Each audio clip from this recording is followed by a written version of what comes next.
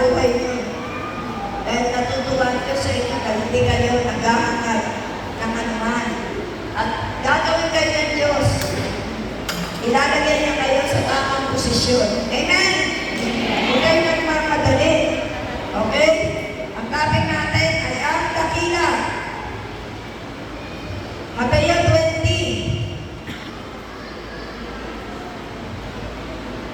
Mateo 20, verse 25. Biblical po tayo. Mateo 20, verse 25.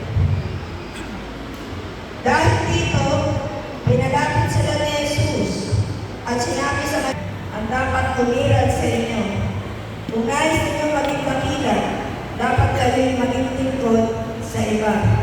At kung sino man sa inyo ang nagnanais maging una, siya ay dapat maging alipin ninyo. Ang salita ng Diyos. Salamat sa Diyos. Alam ba kayo ang salita ng Diyos? Diba? Ito, love letter ng Diyos sa atin to. Itong mga salita na to, ipinagagama niya ang pagmamahal niya sa atin. Na dapat tayo sumunod sa kanya mga sinasabi. Huwag mo nga rin maging dakila. Amen? Amen. Sumunod ka lang. At kung gusto mo maging dakila, maging totoo ka. Maging alipin ka ng iba. Amen? Dahil nagtatrabaho ka sa malaking kumpanya at tinawag ka ng Diyos sa community ito, sumunod ka sa coordinator mo na nabandera mo lang. Ako niya mo. Hindi porke ikaw ang may pera. Hindi porke na ikaw ay professional. Tapos ang nakakita mong coordinator, katulad ni sister, yung iba may sakit pa. No? Huwag kang magyabang. Sumunod ka. Kasi ngayon ka pa lang nagsisimula. Amen? Na lumalapit sa Diyos ng totoo. Kaya pinakikita ng Diyos sa iyo kung sino ka. Kung bakit ang mga tao ito ang binigyan at pinagkatiwalaan ng Diyos ng mahalagang kampanya, hindi agad sa iyo ibinigay. Kasi may kayamanan ka, professional ka na, wala kang panahon. Amen? Itong mga tao, mabababa ang buhay, mahaba ang panahon, kasi walang trabaho. Amen? Labandera lang siya. Kaya sana naiintindihan niyo. Sumunod lang kayo. Darating ang panahon, ilalagay kayo ng Diyos sa masigit na posisyon, nararapat para sa inyo. Amen? Okay. Huwag kayo maghanap ng posisyon. Sumunod lang kayo. At ang Diyos ay matutuwa sa inyo.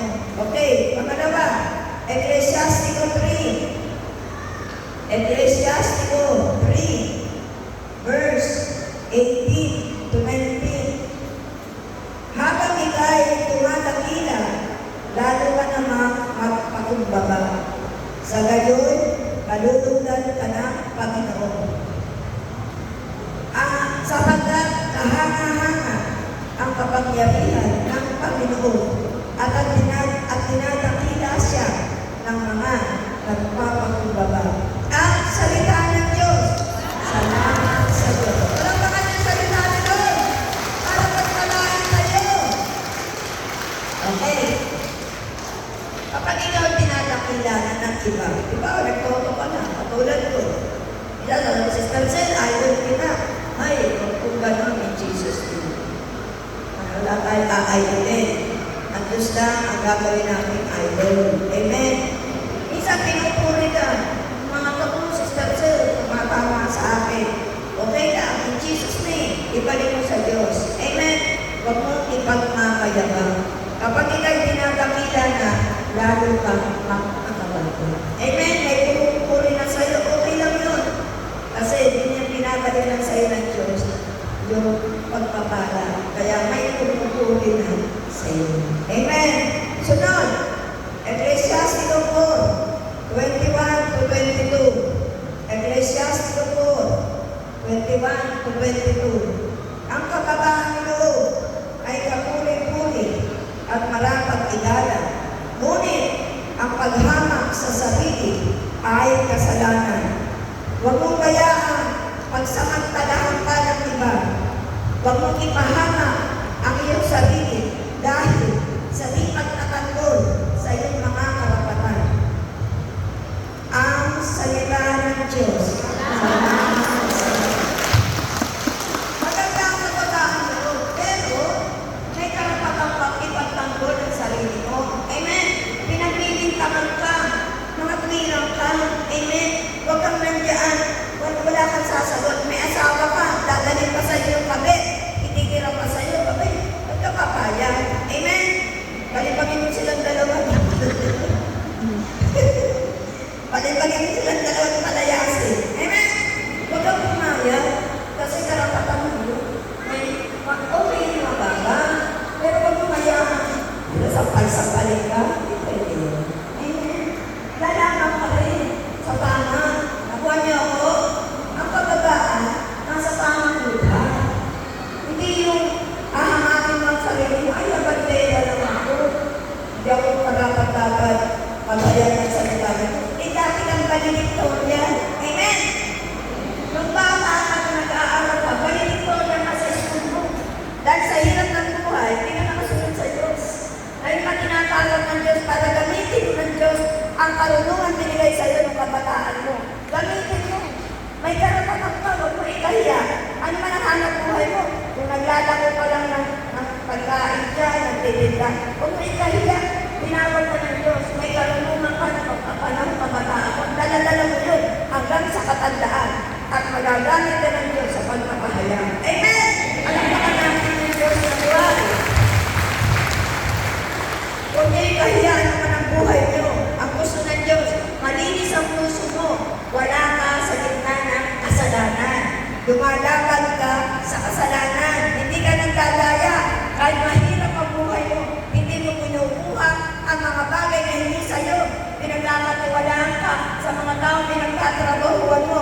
Yun ang gusto ng Diyos. Yun ang gusto niya. Kahit napakahirap ng buhay mo, hahanguin ka niya sa kahirapan. Kaya kahit naghihirap ka, hindi kang mamamatay ng gutom, tandaan niya yan.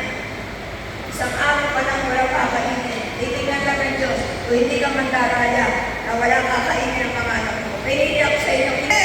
Sapagkat dahil gusto mong magkasala, hindi mo ginawa.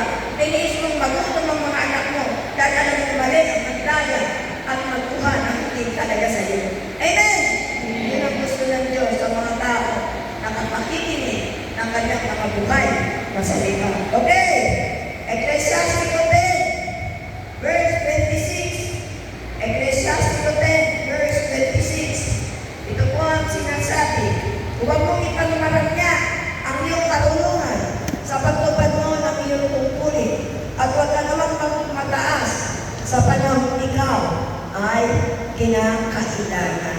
Ang salita ng Diyos! Mahusay ka, umarbaho. Halimbawa, may kausayan ka. Huwag mo ipagyagan. Kung kinakailangan ka, ng tao, tulog ka. Amen? Huwag mo sabihin na, hindi, ang rating ko ay 1.5. Amen? Dahil mahusay ako, walang gagawa ng mga speaker mo. Diba? Huwag mo mga rin yung mga ganyang bagay. Binigyan ka ng kahusayan ng Diyos para magamit mo sa iyong sarili at para sa iyong buhay ng iba. Amen? Kung magaling ka, matalino ka, gamitin mo yan sa ikaunlad ng iba.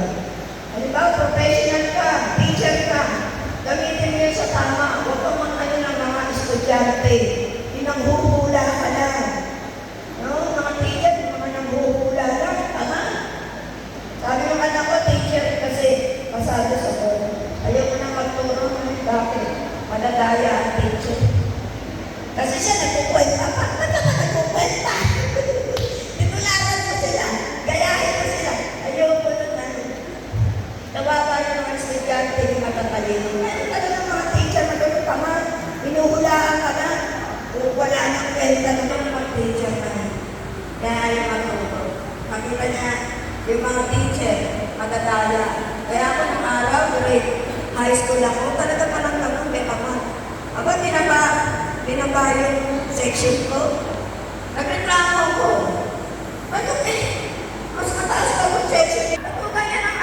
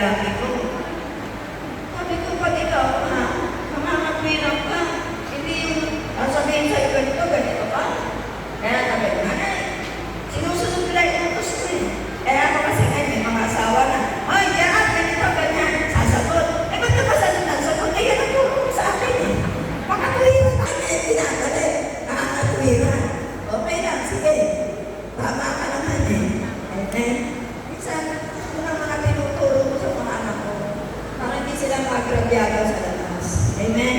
Huwag lang kayong gagawa ng mali. Yun ang tinuturo ko sa kanila. Pero ipaglaban yung katotohanan. Hindi pwedeng magsasawa, walang kinulang. Kasi, nabarangay yung anak ko, lalaki. Ba't yung nabarangay eh? Kasi na binabastos yung tatlong kapatid ko eh. Puro babae kasi, mga dalawa. Binabastos eh. Sinita ko. Sagot-sagot pa. Sinatak ko. Gusto na naman. Yung sinatak pa. Anak na. Tapos ang patawag ng kagawan. Tinanong ko muna kung ano. Sige, makabira ka. Kasi kung ako tatanong hindi ka man makakabira, dinala kami sa barangay. Nandun mo ka na. Anak ko, walang sapat. Sabi ng